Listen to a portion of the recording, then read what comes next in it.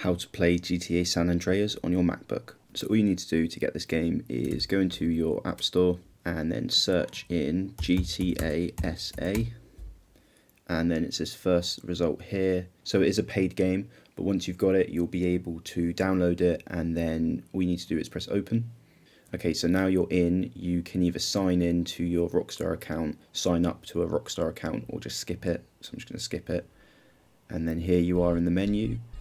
All you need to do is use your mouse to scroll, and what you can do is press resume.